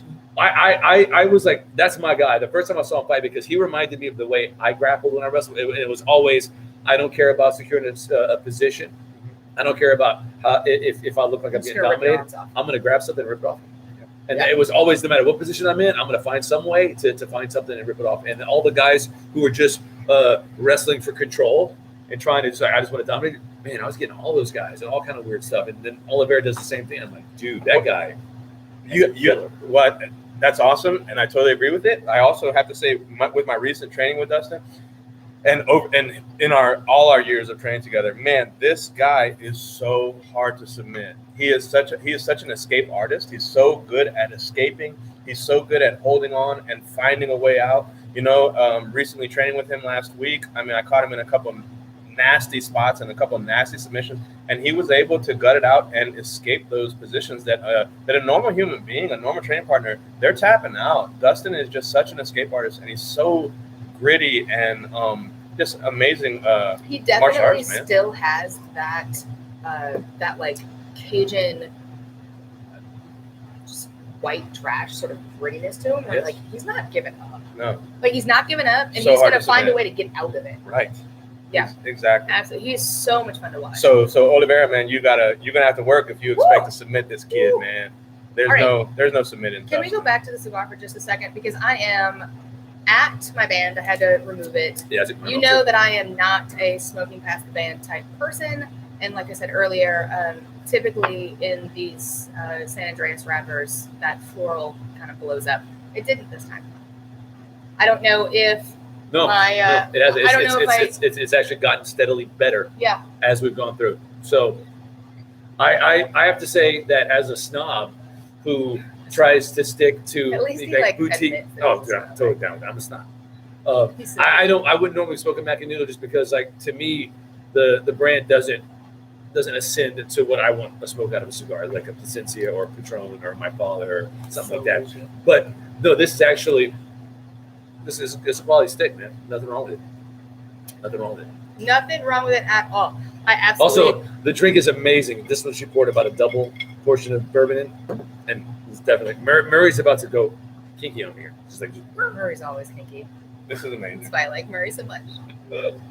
Can I just say thank y'all to both of y'all for the invitation? This has been such a good time. Dude, I love hanging out with you. Thank you. I like absolutely have always, I don't know, you've always been like such a friend of our families. Oh yeah, I love your family. well, we trusted you with our kids, man. You know. That's I know. Well, I mean, not only that, but like y'all are the sweetest. It's just, I don't know. Good people. Like all of the times that our kids were around you, you were just like, I knew that they were like in amazing hands, and that you were not just teaching them jiu-jitsu, you were teaching them how to be humans. You know, good people and good humans. And thank you. And you know, there's always like, I want my kids to have mentors in their life that are not just us, you know, because I mean, as you get to be older and stuff like that, you don't really want to talk to your parents much about stuff. That's true. You know, as much as like I want to be my kids like go-to, I know that that's probably not going to happen. Right. And I know that there is a handful of men in my children's life. You, Josh Artie, probably not. I'm sure Tim. I mean, he would be, but he hasn't been their coach in like a long time. My son's guitar coach. Like those are people that I know that if my kids were in crisis, I could be like, hey, be there in a heartbeat. Can I call you to like? Oh yeah. To do something, Yes. and you'll just. I know that. I'll drop everything. Absolutely. I mean, those are people that I know that. But make that's good choices on keeping them in our lives. That's awesome, and that's when you know you have something special, because like I know if my wife was, you know, on I-10 on the bridge and she ran out of gas and I was at the fire station, I know I could call Alex and say, hey, my wife is on I-10, she needs a can of gas, and Alex would drop everything and go out there and handle it. I mean, that's good people. I have lots of gas. Yeah. I mean, not right now. I mean, thankfully, Lafayette is like back to normal as far as finding gas. That week was shitty. Oh my God, that was horrible. It was so stressful. You'd be like, okay, Jesus. Can I go to the grocery store today or not? Because I don't know if I'm going to be able to find gas. And I had like to travel for work and stuff like that. And I'm like, man, I got to like really plan out how much I can move around. So I recently moved. I was living not far from you guys. Bitchin' new house. It's a bitchin' new house. Total and bitchin' new house. It's badass. Super nice. Thank I was you. like, what the fuck? So it's hella nice. It's hella nice. So Alex actually Nice. came by the house the other day and picked up his new T-shirt. And so now, officially, we've been in our house for like 6 months or something like that. But Alex came to the house the other day. Officially, Lindsay, he knows where I live. He knows where we live. You guys have to come over. We have to cook for you guys. Yes. Man, I tell you I what. also see you're like cooking. I fell in love with cooking the last 10 years, and I'm fucking head over heels in love with cooking. Do you cook for I love your eating. your Suck a fire? bitch. I do cook at the house? firehouse too, yeah. Yeah. I cook at the firehouse. So what is your schedule at the firehouse? Does your schedule suck or? It doesn't really suck. Here's the thing. It depends on what city you live in, your schedule. Like, for instance, in New Orleans, they work a 24-48. What that means is they'll work 24 hours, and then they're off for 48. So basically, every day they work, the next day is the weekend. That's an interesting schedule. Yeah. I don't really love it, and thank God we don't run that schedule. So here's what we do in Lafayette. It's really cool. So what we do is we work a 24, then we're off 24. Okay, so we're always off 24 hours after our first 24. Okay, we go back and work a second 24 here, then we're off. Then we go back and we work our third 24. We call that the end of the hitch. Mm-hmm. After that, we're off 4 days in a row. So literally, to say it again, I work off 4. So in That's pretty awesome. 8 days. 8 days. I right? work about 10 days a month. Okay. About 10 days a month. Damn. Yeah. Nice. It's amazing. Woo. Yeah. So So what does I'm your on. day look like as a normal firefighter? Oh my Like, God. what is your normal? I mean, obviously, there's not like a normal day, but like, We go in first thing and we get to work. We get in there. We have a cup of coffee to start. We, shake hands. Hey, how's everybody doing? How's everybody feeling? Everybody's good. And then we get straight to work and we clean the station. I'm telling you, if you ever visit a fire station, let me tell you something. They are freaking spotless. yes, absolutely. Spotless. I mean, they're like constantly cleaning. We are cleaning all day, every day, every day. The floors are mopped and swept every single day. The bathrooms, toilets, everything is cleaned every single day. So we do that. We get to work when we get to the fire station. Now, my job as an engineer is the truck. So I have to make sure that my truck is in proper order. The tools are working. They're in the proper location. The truck is clean. the pump is working properly. I have to, I'm basically the master of the tools and the truck. So I have hours of work in the morning to make sure that my truck is in correct order, and also make sure that the apparatus room, the truck, the garage, if you will, is very clean. I make sure mopping the floors every day, making sure the trash is taken out, and just making sure that the truck is very nice and clean and presentable. And when people come in to visit the fire station, for instance, y'all maybe come by and just to say hi, that it's a really, really clean, nice looking place. Is the purpose of doing that because I know that everybody at the firehouse, every time we've ever been to a firehouse, and I've brought my boys several times, everything has always been max efficiency. Is that the purpose behind cleaning, to make sure that everything is where it needs to be? It is. And there is nothing to trip you up. It is, but it's also to instill that work ethic that, that we as firemen, and especially young firemen, need to make sure that, they understand that, this is a team, and everybody works. We work. I tell young firemen that come in, that I meet them for the first time and they're rookies. I tell them, I say, look, don't be lazy. If you want to have some success and start to slowly build respect, don't be lazy. Don't shy away from work. So basically, don't be a bitch. And 3, have bravery and be willing to go out and do the things that other guys don't want to do. We have, when people are running out, we're running in. So you have to have bravery. You have to maintain that work ethic and have some bravery, and don't be lazy. If you can do those things, then you're slowly going to gain respect amongst your peers, and they're going to be like, hey, this guy, he's a good addition to our team. Awesome. So, what is your position on the truck? So I'm the driver. In Lafayette, we call them engineers. So I'm a fire engineer, and I'm probably around like 3 years approximately away from being promoted to fire captain. Nice. So so my next rank will be fire captain. Wow. Yeah. So what is your responsibility as the fire engineer? My responsibility is the truck. Is to make sure get where you need to be.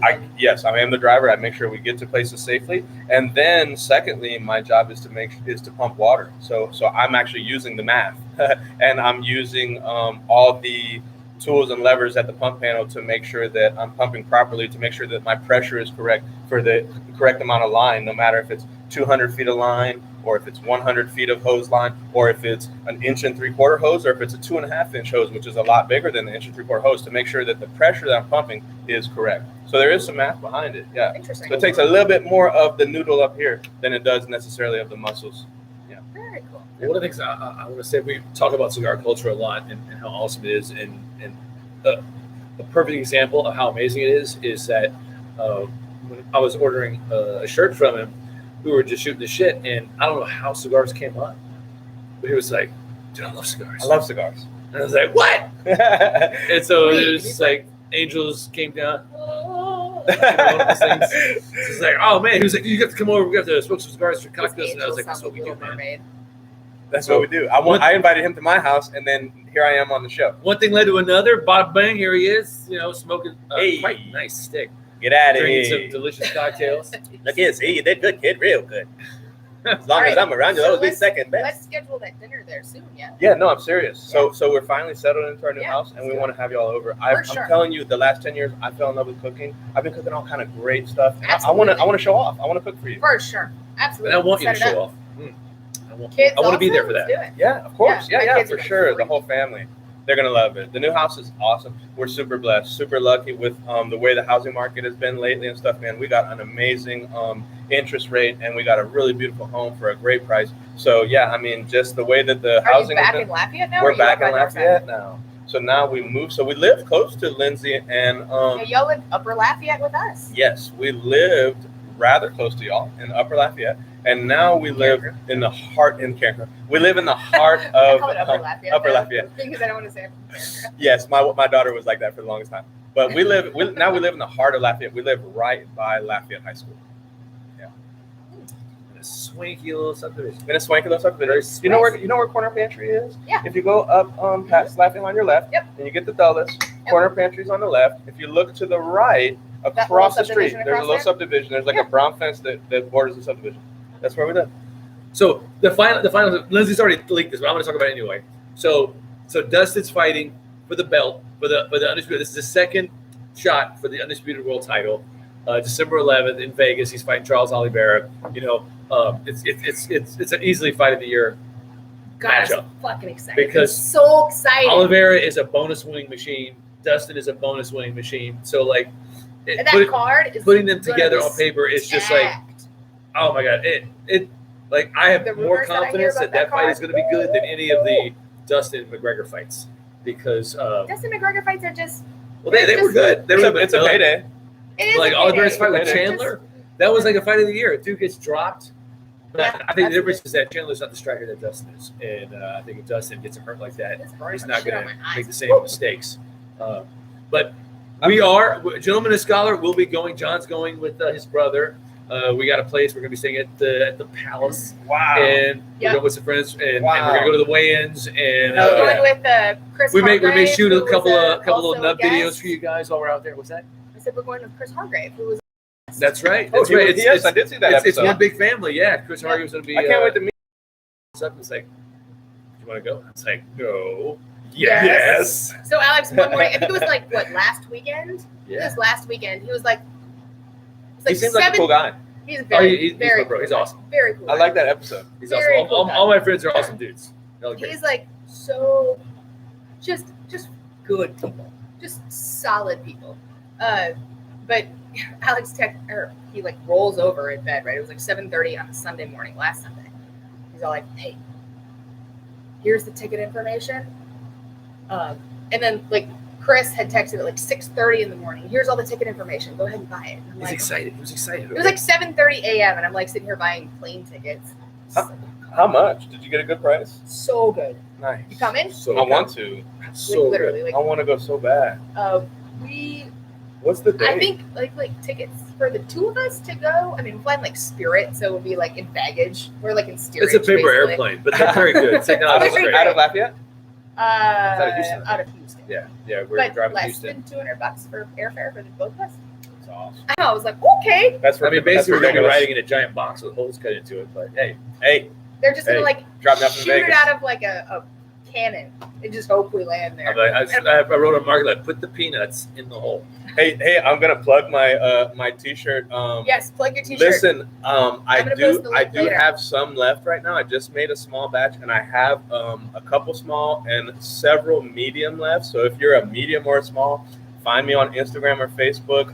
Eli Ruben on Facebook and ZEV Ruben on Instagram, and I you should can probably shoot get me a one of those message. smalls. Yeah, I got Send me you a small. those links, and then when I post this live episode as a regular episode, I'll put those links. Excellent. Yeah, Yeah, we'll put those up. But they're just, I don't know. It's a great company or great person to support. Pick up a T-shirt. They're cool. thank you, Lindsay. All right, so Yeah. let's get some final thoughts on these sixes. Mine's about finished. Cameron's burning the hell out of Mine is finished, and it was lovely. Okay, so I would absolutely smoke this in the morning, and I think that you Agreed. hit it out of the park when you said it was Yes. a great coffee smoke. Totally agree. These lighter wrappers, they are. Whenever I see lighter stuff, I'm just like, that's a morning steak, and I don't know. That's the product of having Alex curate our cigars for every trip that we go on. That's so He's cool. like, I brought these lighter You're so steaks lucky. For the morning time. Yeah. That's the one thing that he does. He's for us to awesome. Travel. It's fine. Good man. And our friends take advantage of me, and I'm okay with that.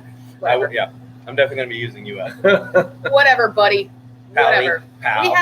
We have to put up with Alex's like constant dad jokes, so it's like the one thing that he gives to us. It's fine.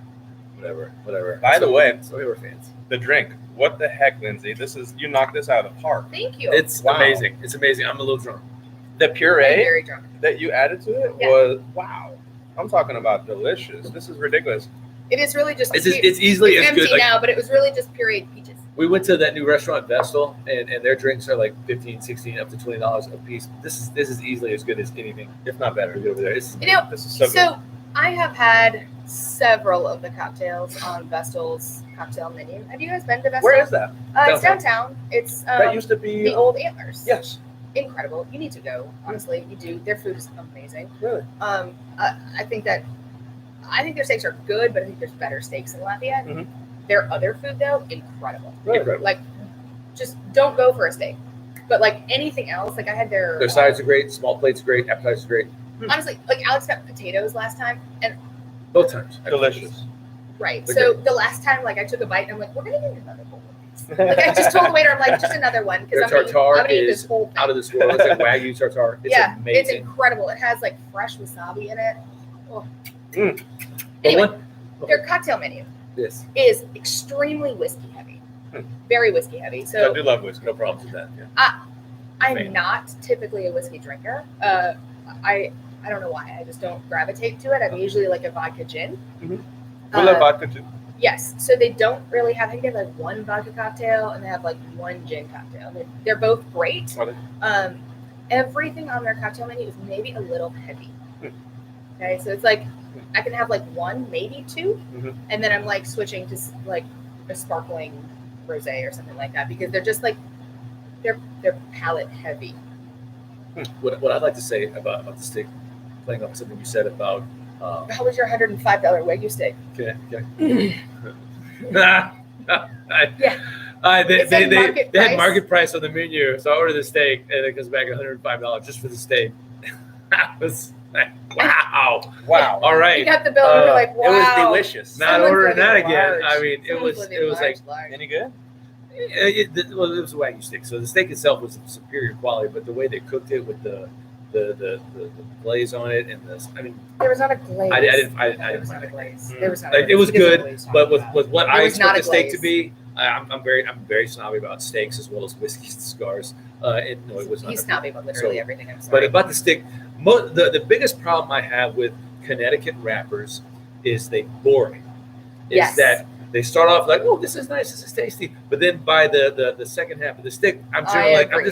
I'm just done with this. Mhm. You know, it's I just not agree. doing it for me. I like a lot of action. I like Beethoven. You know, and a lot of times these Connecticut's are more like a Strauss, where it's just like it's pleasant, but I'm done. You know, how long can you waltz for me? We're like, yeah, it's a two-step. We'll give you guys a minute to go and Google that extremely esoteric reference. Whatever. I would- My They're dad like, would listen to classical music when I What was the a fuck kid. is the difference between Beethoven and Strauss? And here's what blows my mind 18 is, years you know, later. I found a cigar through a fireman that I fell in love with. I think it's seasonal because it's called an Oktoberfest. It's made by Quesada. I had talked to Alex about it, and I said, man, Quesada Oktoberfest, it's like a $10, $12 cigar. Love it. And blows my mind. Cigar connoisseur, never tasted it, never had it before. So what I want to get my hands on some. They did have it at Piper's Haven on West Congress Street, but they tend to run out. Again, I think it may be seasonal, but it totally, when we had a conversation at my house and I talked about the Quesada Oktoberfest and he told me you never had it, I was like, what the heck? So Dude, it reminds me of I the actually went to cigar Piper today. Haven and asked them about it. So like, if it comes in, I will get some, and we'll feature on the show because I'm all about spreading the love, spreading the word of the Hidden Six. But about this Macanudo, Yours kind of exploded. not only did it not bore me, but like, it actually picked up in the second half. It heated up. The nuttiness really came through, and the opening notes. The opening notes. The opening it was nuts. it was a little leathery. It was Alex a little loves creamy. an It had a opening little nut. spice, kind of sweetness, but it actually Actually, he got a more mature character. I'm just not listening. But I really liked it. I would give this like an 85. I come on the show only to make fun of Alex and not actually. Like I smoke a And I just cigar, stare and at that's tits. great. So- But I come on the show only to make fun of Alex, and more so That's fine. John. That's I fine. love making fun of John. Well, John is the John. easiest guy to make fun of. He's just he takes it well considering how small his legs are. You figure all that would knock him over, but no, he That in itself, such a double entendre, John. You take it so well. he said the reason why he decided to relocate here from Delaware was that the houses he relates to the ones on stilts. Jesus Christ. We're done here. We're done. Anyway. That was rude. Ooh, sorry, baby. So listen, me personally, I'm not A rating guy. I'm not a rating guy per se, but I will say this, that me personally, over my years of smoking cigars, I don't necessarily like a really, really strong full body, extremely heavy. I am a big fan of the milder cigars, and this one was exactly that. I think it hit it right on the head, and I would easily give it an 85. There you go. There you go. Construction was great. It was quality. Burned great. I didn't have a problem with runners. I didn't have I didn't have Smoked to well. relight it at all.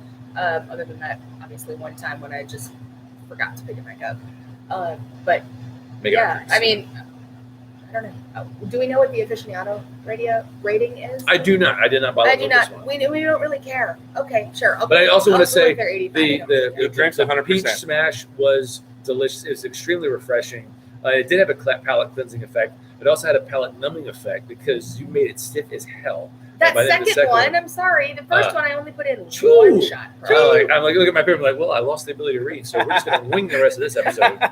You drank a whole bottle of like what 125, 130 proof with Chris, and you were not fine. Actually, he barfed after that. Yeah, I'm like, what's your point, Vanessa? I was shit-faced then He too. came home and was just like, hey, Yeah, I need to rest for a little bit. We're like going out to dinner, and all of a sudden he's asleep, and then he's puking. And I'm It like, takes a trip. We're like, we what gotta go to dinner, happened? so I am going to take a nap and vomit, and then we'll be right as rain to go. And that's what happened. So good, but great job on the drinks. They're amazing. Thanks. And I also want to say to Eli that we appreciate what you do, and thank you so much for the service that you provide. Thank you, man. Thank you for protecting. We love hearing that there have been some saves, and there are really pronounced highs in my line of work, but like they're on paper, but like I can't imagine what it's like when you're like that person's walking because of me. Alive, right? So thank you. much respect, much Appreciate love, it, Alex. and, Thank you. I'm glad you're able to come on our show, and I hope you had a good time. I had a great time. Thank you so much for the invite, man. It was a pleasure. I enjoyed the heck out of it. I want to come back. That's all I know. Yes. Well, guys, let us know if you would like to have Eli back. Maybe we'll do a round table. We'll get him and Alan Joban. We'll market it for the ladies. Jesus. Best, most watched ever. Maybe we could do like. So what's the truth of that one? Sex on the beach or sex in the cigar shop? I don't make sex on the beach cocktails. Those are. A little too for fruit. I don't know. I don't like them. First of all, they make me sick. Right? Too much my bad.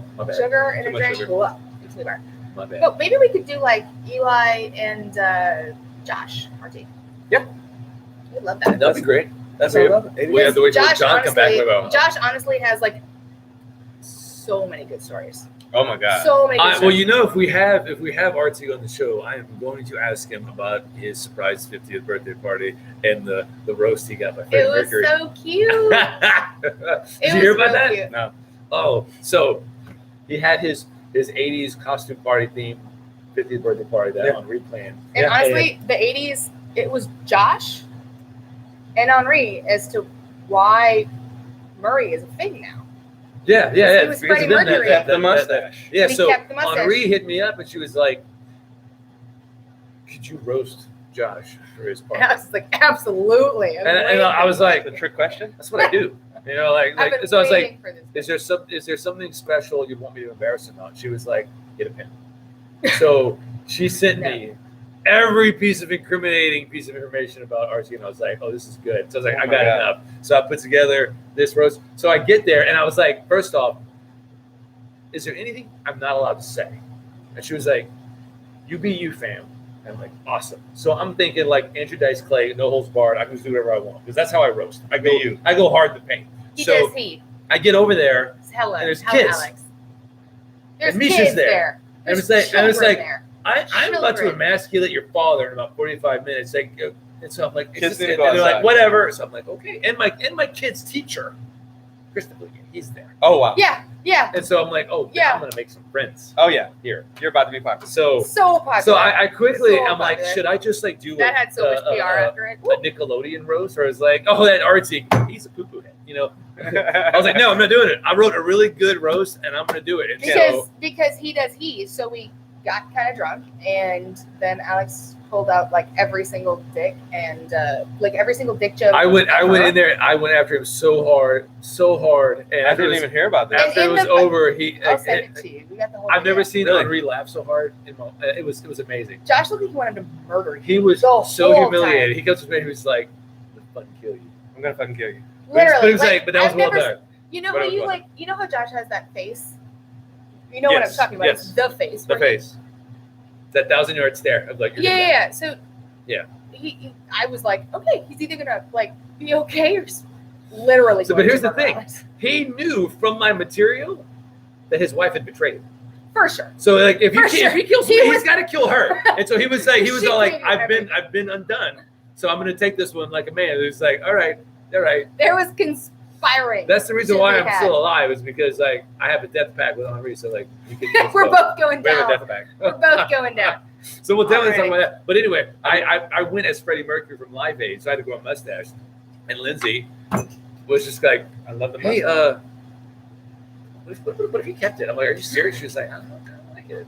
And so I I was know. like, you're full of shit. I And love then- it. And then we went out with our friends Abby and Bo, and she was like, feeling it too. I like it. Yeah.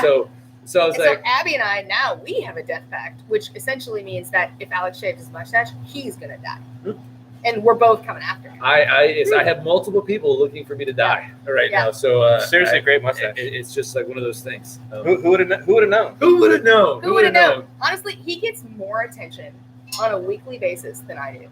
It's insane. I'm just like, we go out anywhere and people are just like, sweet mustache, man. I'm like, what? You know I what? could be Me and my naked, wife they wouldn't give too. a shit. I get it about my tattoos. Everywhere we went to Sam's Club yesterday and had like 3 people stop and be like, the color in your tattoo. I'm like, thank you so Yeah, much. Like honestly, I'll get they are, stopped. like, I'll get stopped badass 3 times a day. tattoos. Thank you. It is pretty Do righteous. you do them local? Thank you. No, New Orleans. Okay. New Orleans. Who's your New Orleans? Let me guy? plug him. The tattoo shop's on Magazine in the Lower Garden District. It's called Eye Candy Tattoo, Okay. and the artist's name is Randy Muller. Okay. Yeah. Cool. Yeah. Give him a follow because like he does some incredible work. Apparently, I've It's quite righteous. I've seen a lot of there you go. Oh yeah. See, I don't think you can really see it because we're going with like this bullshit little computer thing. But like, yeah, I mean, It's a lot. he does a great job. Like I've seen a lot of Japanese style art. But yours is the only one that like Thank you. and the chrysanthemums and stuff. They're just Yes. they're incredible. So as far as what's coming up for Gentleman of Scholar, I don't know what we're going to be doing next week, but we're going to be doing something cool. We're going to find some cool guests, smoke some cool sticks, Yeah. drink some cool cocktails, and do some cool giveaways. We're working on getting some promotions going with different companies, and so stay tuned for that. Cool. But special thanks to our guests for making this show awesome. We Thanks, miss you, and thanks John. to you guys. We couldn't do it without you. We're so happy to have a loyal fan base of people who like reach out to me and ask, hey, feature this on the show, or what about this? So I'm loving it. Also, if John and Tug are watching, we miss you, bud. And Tug, if you like, I like To Boomawang. black cars. So if you wanted to, we could work that out later. So kudos to Lindsay and Thank you. and kudos to our firefighter fighting the good fight. Fight the good fight. But John's not here, so this is the Lipsticks and Leaves. This is the man himself, and I'm the scholar. So Keep next it time, smoky. keep it smoky. Thanks, guys. How do we get this out? Wait, I'm sorry. I like that we're like 85 years old. We're just like, so how do we get this out? How do we do? Morty, And I can't see where- see. How do you do this?